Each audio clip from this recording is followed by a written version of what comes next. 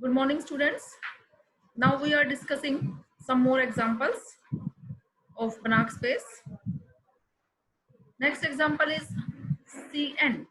Cn is unitary space, means set of n tuples of complex numbers. This is a Banach space with respect to norm x is equal to summation I varying from 1 to n mod xi square raised to power 1 by 2, where x is equal to वही n tuple form का element belongs to c raised to power n.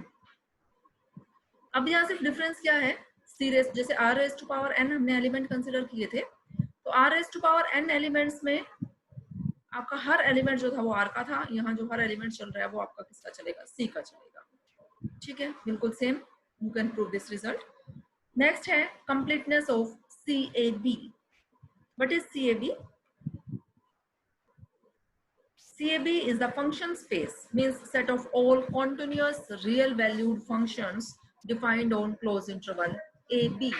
ये set है continuous real valued functions का, जो किस पे defined है, closed interval AB पे डिफाइंड है. This is a function space because every point of CAB is a function. इसका हर पॉइंट जो है वो क्या होगा, एक फंक्शन होगा. हमें क्या प्रूव करना है, CAB is a Banach space. CAB को Banach space प्रूव करने के लिए हमें दो चीजें फिर प्रूव करनी है. एक तो वो नॉन लीनियर स्पेस होना चाहिए, दूसरा वो कंप्लीट होना चाहिए. वी नो दैट अब नॉन लीनियर स्पेस के लिए पहले वो लीनियर स्पेस भी होना चाहिए.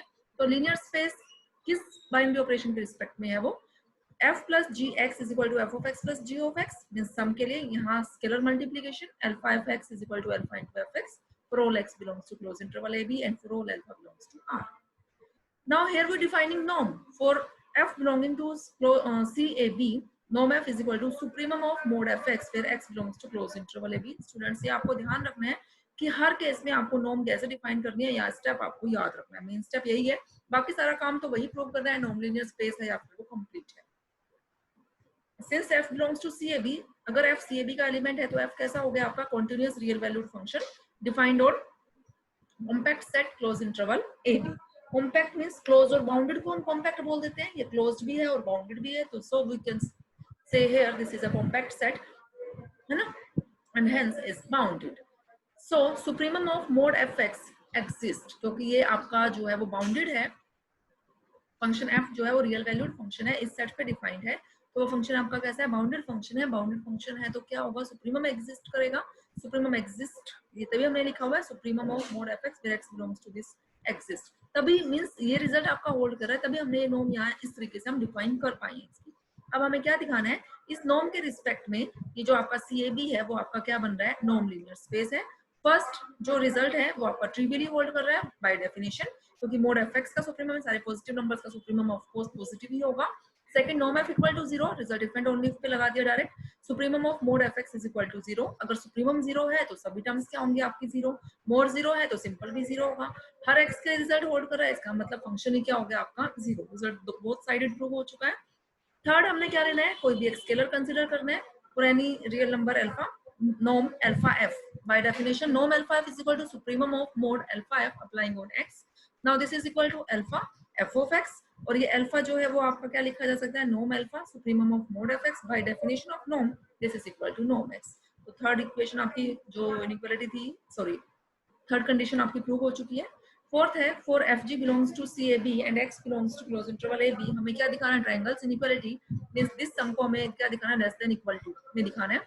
Now this is less than equal to, ये रिजल्ट तो है, मींस नॉर्म वाली कंडीशन हमने लेस देन इक्वल टू में दिखानी है. This is less than equal to norm fx plus norm gx आप लिख सकते हो. अब this term is less than equal to this, हर x के लिए रिजल्ट होल्ड कर रहा है, तो means this is less than equal to उनके सुप्रीमम से ये लेस होगा, ये भी इसके सुप्रीमम से लेस होगा, और सुप्रीमम का मतलब है नॉर्म f और ये आ गया norm g. Now this term is less than equal to this term. Right hand side तो आपकी फिक्स हो चुकी है, और ये रिजल्ट आपका हर x के लिए होल्ड कर रहा है, तो मतलब उनके सुप्रीमम के लिए भी होल्ड करेगा, और ये सुप्रीमम होते क्या आ गया यहाँ पे, नॉर्म f प्लस g. तो ये आपकी ट्रायंगल्स इनइक्वालिटी भी प्रूव हो चुकी है. तो CAB आपका क्या बन चुका है, नॉर्म लीनियर स्पेस बन चुका है. अब हमें क्या दिखाना है कि CAB क्या है आपका, कंप्लीट है. CAB को कंप्लीट दिखाने के लिए आपको क्या दिखाना पड़ेगा, फिर कोई कोशी सीक्वेंस आप कंसीडर करोगे CAB में, और वो क्या दिखाओगे, वो कोशी सीक्वेंस आपकी कन्वर्ज कर रही है. कंसीडर कर लिया हमने कोशी सीक्वेंस FN, जो सीक्वेंस है वो फंक्शंस की सीक्वेंस है. Then by definition of Cauchy sequence, for given epsilon greater than 0, there exists a positive integer n naught such that norm fn minus fn less than epsilon for all nm greater than equal to n naught. That is, यहाँ norm की definition लगा दी, supremum of this less than epsilon for all n m greater than equal to n naught. अब ये supremum less है तो इसका मतलब हर एक टर्म में आपकी क्या चल रही है, लेस देन एप्सिलॉन। अब यहाँ देखो ये डेफिनेशन किसकी आ गई, this is the Cauchy criteria for uniform convergence of sequence of functions on closed interval AB and sequence fn is uniformly convergent on closed interval AB to some real valued function say f। ठीक है, अब किसी ना किसी को converge करेगी, since convergence कैसी आपकी यूनिफॉर्म है और ईच एफ एन फंक्शन जो है कॉन्टिन्यूस है, so we get F is continuous. आप रिजल्ट पढ़ चुके हो कि if F N is a sequence of continuous functions and sequence F N is convergent if and only if f is continuous। वही result हमने यहाँ use किया हुआ है, that is f belongs to CAB, क्योंकि वो फंक्शन कैसा आ गया, कॉन्टिन्यूस आ गया। कॉन्टिन्यूस आ गया तो CAB में से बिलोंग कर गया।